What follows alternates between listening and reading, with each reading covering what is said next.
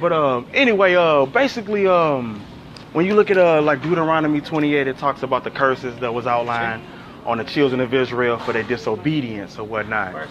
And also, so now what did you study on the Torah portion last week? It was that section of Deuteronomy. That whole portion of it. Yeah, I mean that whole thing. You know, the period 27, 28, 29. So okay, so how do you feel? Because you know you got the Christian pastors, how they say that the African Americans, that we aren't the real Jews. But then when I do often talk to many Jewish people, they know that we are the true Yehudi, you know, right. Yehudim or whatnot. Where's your congregation, by the way? Well, we all over, you know. We worldwide. Oh, okay. Yeah, we actually worldwide. St. Louis, where you guys? Yeah, we got one in St. Louis or whatnot, on the north side of St. Louis. Awesome. You know, are you out in U City? Of course. Oh yeah, I'm familiar with the. I actually talked to a guy. He was a rabbi. He was on the street Blackberry. Okay. It's in U City. Sure. And I pulled up and I asked him. I never forget. I think he got offended. I was like, I got a question. First, it was a little boy. He was cutting the grass.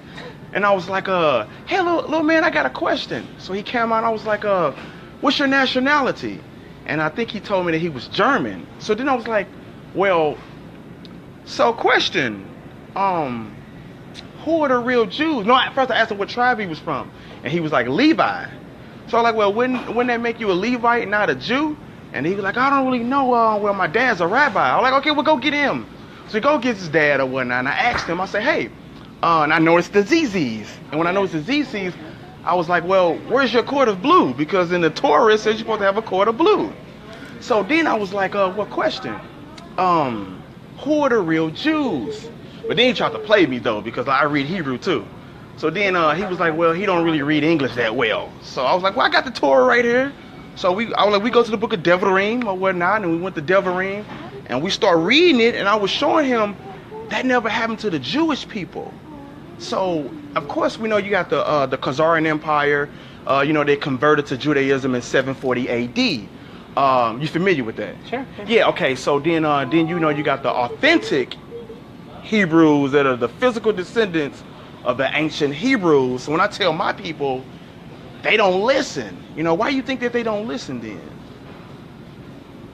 You saying your people? Why don't they listen? Yeah, the so-called African Americans.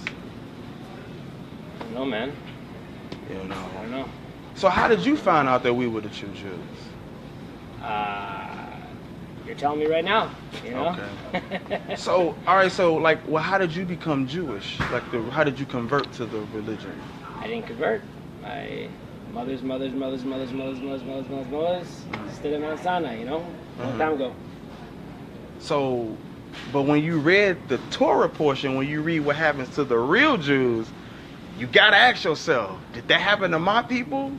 Or did it happen to the African Americans? Right. So part of reading the Bible also is being able to read the commentaries and understand, you know, what exactly it means and what exactly it's referring to, because commentaries have different opinions as to what exactly the Christians are referring to, and when there we go. When those prophecies were actually actualized. But remember what you said, commentary. A commentary is based off of what another man wrote or what they thought. But when we actually read Devarim or Deuteronomy, we read it in English or Hebrew verbatim. Right. What happened? How do you know how to explain Deuteronomy? How do you know what it really means? Because let's say you read it in the Hebrew. Yeah. How do you really know that you're understanding it properly? Because well, there's so many things in the Torah that cannot be explained. I mean, it doesn't make sense. Things that just only, and I'm glad you asked that, only because when you look at the Torah or the Tanakh, the Most High, Yah, only dealt with one nation of people. So when you look at it historically, like for example, when you study the slave coast used to be known as the Kingdom of Judah, but today is known as Yudah or Wida. So when we look in historically, even historically, we can see that the so-called African Americans are the true Jews. And you got many of Jewish people that's starting to stand up and they starting to speak the truth. Like for example, I got a book, it's called what's the name of this book? It's by Edwin Black. Oh, The Transfer Agreement. Are you familiar with The Transfer Agreement?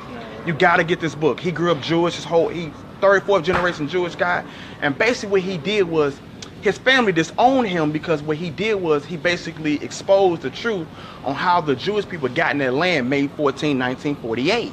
So when you start looking at some of the prophecies and some of the reasons why Jewish people claim to be the Jews, it don't line up with history. So like when you look at Ezekiel 37 chapter, they'll say that that's one of the prophecies that was fulfilling, that the real Jews are going in that land.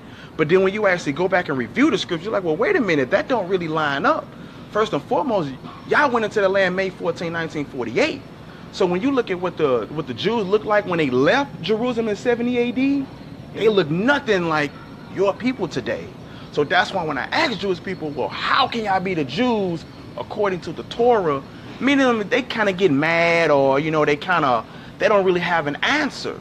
You see what I'm saying? And